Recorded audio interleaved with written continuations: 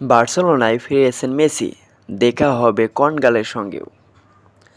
2021 সালে বার্সেলোনা ছাড়ার পর দীর্ঘদিন সেই ঠিকানায় পা পড়েনি আর্জেন্টাইন তারকা লিওনেল মেসি।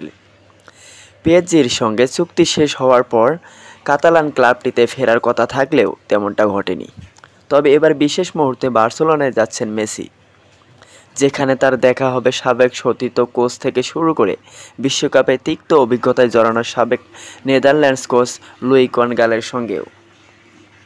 মেসি মূলত বার্সেলোনায় ফিরেছেন ক্লাবের 125তম বর্ষপূর্তি উদযাপন উপলক্ষে, যেখানে লু ক্যাম্পের ক্লাবটিতে খেলা অনেক রথী মহারথী হাজির হবে বিশেষ এই আয়োজনে। এই উৎসবে যোগ দিতে মেসিকে আমন্ত্রণ জানিয়েছেন বার্সেলোনার সভাপতি হুমায়ুন লাপোর্তা। আগামী 29শে নভেম্বর বার্সেলোনায় লিগেস গ্র্যান্ড থিয়েটারে এই মিলন মেলা অনুষ্ঠিত হবে। কাতালোনিয়ান রেডিস টর্স কোস্টা জানিয়েছেন, ক্লাব ছাড়াকালীন পুরনো তিক্ততা ভুলে লাপোর্তা ব্যক্তিগতভাবে মেসিকে 125তম বর্ষপূর্তি দাওয়াত দিয়েছেন।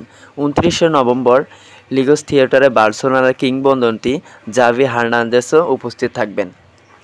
আরও মহারথী সূত্র মতে জানা গেছে, বিশেষ বিশ্বকাপ জয়ী মেসিও যোগ দেবেন এখানে। এর আগে জাতীয় দলের ম্যাচ থাকায় ইনিয়েস্তার অবসর উপলক্ষে বার্সার আয়োজন হাজির হতে পারেননি তিনি।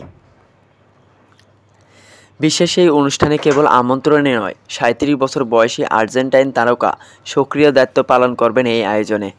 মেসি বর্ষপূর্তি উদযাপনে অন্যতম অংশ বটেও।